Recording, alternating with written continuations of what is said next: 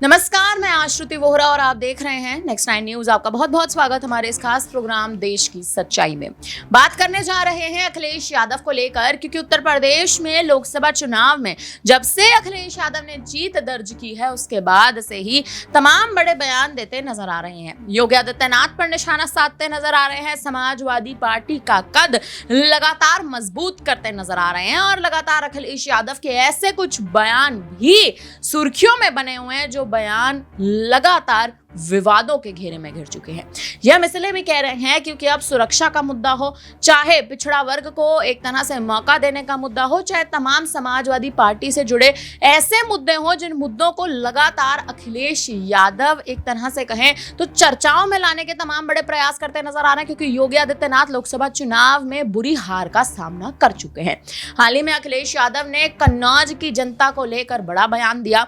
उत्तर प्रदेश में महिलाओं के लिए जो तमाम बड़े प्रयास बीजेपी कहीं ना कहीं करती नजर आ रही है, सुरक्षा का मुद्दा लगातार भारतीय जनता पार्टी जिस मुद्दे को एक तरह से कहें तो नकारती नजर आ रही है, इन तमाम मुद्दों पर अखिलेश यादव अब रोशनी डालते नजर आए हैं। क्या कुछ अखिलेश यादव अपने बयान में कहते नजर आए हैं वो तो आपको जरूर सुनाएंगे, लेकिन उससे पहले ये जान लीजिए कि उत्तर प्रदेश में अब जो उपचुनाव होने वाले हैं, इस उपचुनाव को लेकर अखिलेश यादव की तमाम बड़ी ऐसी रणनीतियां हैं और इन्हीं रणनीतियों के तहत योगी आदित्यनाथ पर तो बड़े सवाल उठा ही रहे हैं, लेकिन इसी के साथ साथ अब उपचुनाव को लेकर भी अखिलेश यादव आखिर क्या रणनीति बना रहे हैं ये जानना बेहद जरूरी है। क्या कुछ अखिलेश यादव ने अपने इस बयान में कहा है, पहले उनका ये बयान सुन लीजिए। पत्रकारों से बातचीत करते हैं अखिलेश यादव योगी आदित्यनाथ पर तंज कसते नजर आए, ये कहते नजर आए कि उत्तर प्रदेश में जो महिलाएं हैं, जो बेटियां हैं, जो बच्चियां हैं वो सुरक्षित नहीं है, यानी कहीं ना कहीं महिला वर्ग को सीधे तौर पर एक साथ लेकर बीजेपी सरकार पर साफ तौर पर अखिलेश यादव हमला बोलते नजर आए हैं। क्या कुछ उन्होंने कहा है आप उनके इस बयान में सुन लीजिए। अस्पतालों की हालत क्या है?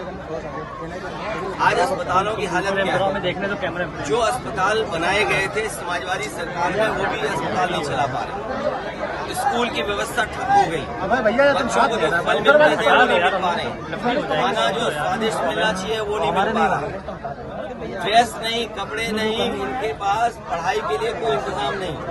और जो महंगाई बढ़ गई है, इन्हें लाल रंग याद आ रहा है, लेकिन जो महंगाई बढ़ गई उसका याद नहीं आ रहा है इनको। जो बेरोजगारी फैली उसके बारे में नहीं बोलेंगे। तो ये तमाम सवाल हैं जिन सवालों का सरकार के पास जवाब नहीं। और ये कन्नौज के लोग क्यों भूल जाते हो? इसी जिले में एक बेटी को बताओ पिता क्या चाहता था। इसी जिले में क्या एक बेटी को नहीं लटका दिया गया, जान नहीं चली गई उसकी? कोई चर्चा कर रहा है उसके बारे में?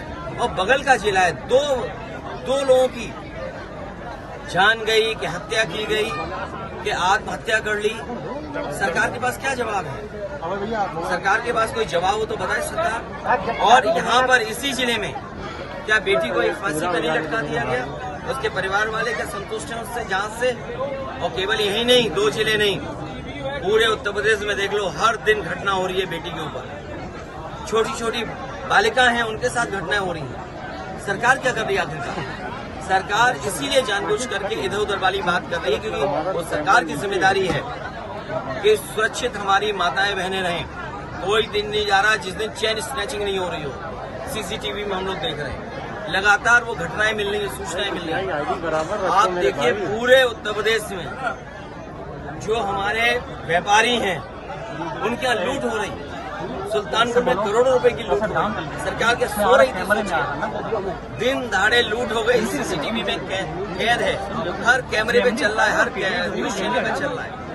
और उसके बाद ऐसा ही नहीं कि घटना और न हुई उत्तर प्रदेश में, और जिलों से भी खबरें आ रही है कि जहाँ पर घटना इस तरह की लूट की हुई है। तो सरकार क्या सो रही है? क्या कर रही सरकार?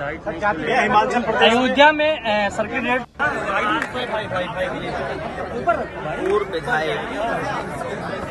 पूर्व विधायक कल्याण सिंह जी के माता जी का स्वर्गवास हो गया था। आज उनके परिवार में कार्यक्रम था, उस कार्यक्रम में शामिल होने आया था। इस दुखी घड़ी में और जो कार्यक्रम माता जी के ना रहने पर संपन्न हो रहा है, उस कार्यक्रम में मैं शामिल होने आया था। ये कन्नौज क्षेत्र और इनका गांव और आसपास का क्षेत्र हम लोगों के लिए नया नहीं है। राजनीति की जब शुरुआत हुई थी, इसी क्षेत्र के लोगों से मिलकर के और इसी क्षेत्र के लोगों ने समाजवादी पार्टी को आगे बढ़ाने का काम हमेशा किया है। भैया कीजिए फार्मूला को क्या हरियाणा में चुनाव लड़ेगी सपा? तो बगल साइड से लगा भाई। ये कहाँ चुनाव लड़ना है ये पार्टी तय करेगी और भविष्य में समाजवादी पार्टी राष्ट्रीय पार्टी कैसे बने उस दिशा में समाजवादी कार्यकर्ता नेता हम लोग लगातार काम करते रहेंगे। भैया कल मुख्यमंत्री ने कहा है लाल टोपी वालों के काले कारनामे अब सामने आ रहे हैं, क्या कहेंगे? देखिए, कभी कभी लोगों को सदमा लगता है। आप सब लोग जानते हो, जब सदमा लग जाता है तो कुछ लोग बोलते हैं, और कभी किसी के चोट लग जाए तो कुछ और बोलते हैं। जो लाल रंग है उसको समझना पड़ेगा। ये लाल रंग क्रांति का है, लाल रंग हमारे इमोशंस का है, ये लाल रंग मेल मिलाप का है। ये कार्यक्रमों का हमारे जब बहुत पारिवारिक कार्यक्रम होते हैं उसमें सबसे ज्यादा रंग अगर कोई दिखाई देता है तो लाल रंग दिखाई देता है। हम जब खुश होते हैं तो आप देखते होंगे हमारे चेहरे लाल हो जाते हैं, दुखी हों तो हमारे चेहरे लाल हो जाते हैं। ये लाल रंग इमोशन का है। हमारे मुख्यमंत्री जी इमोशन नहीं समझ सकते हैं। और देखो, हमारे यहाँ तो बाल भी हैं सर पे, तो कम से कम ये टोपी उन लोगों के भी काम आ सकती जिनके बाल ना हो, गंजे जो लोग। और देखिए, जो काले रंग की टोपी पहनते हैं उनका तो काले ही सब कुछ काला होगा, इसलिए काले पे बहस नहीं कर रहे हम। हमारा लाल रंग मेल मिलाप का है, अगर खुशी का है, त्योहारों का है। हमारी देवियों के जितने कार्यक्रम संपन्न होते हैं, दुर्गा माँ का लाल रंग, हमारे पारिवारिक कार्यक्रम होते हैं, लाल रंग सबसे ज्यादा इस्तेमाल होता है। आखिरकार नाराजगी क्या है? इसीलिए मैंने कहा ये जो हार का सदमा है, जो हार की वजह से सदमे से नहीं उभर पा रहे हैं, इसलिए उन्हें हर जगह लाल रंग दिखाई दे रहा है।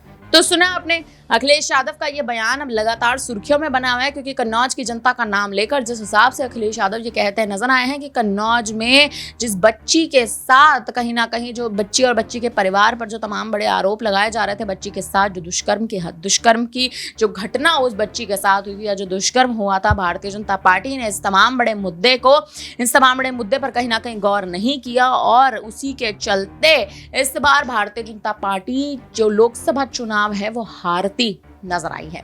वहीं ये भी कहते अखिलेश यादव नजर आए हैं कि उत्तर प्रदेश में अब समाजवादी पार्टी ने जो तमाम बड़े अस्पताल बनाए थे, उन अस्पतालों को कहीं ना कहीं नष्ट करने में, ध्वस्त करने में भारतीय जनता पार्टी जुटी हुई है।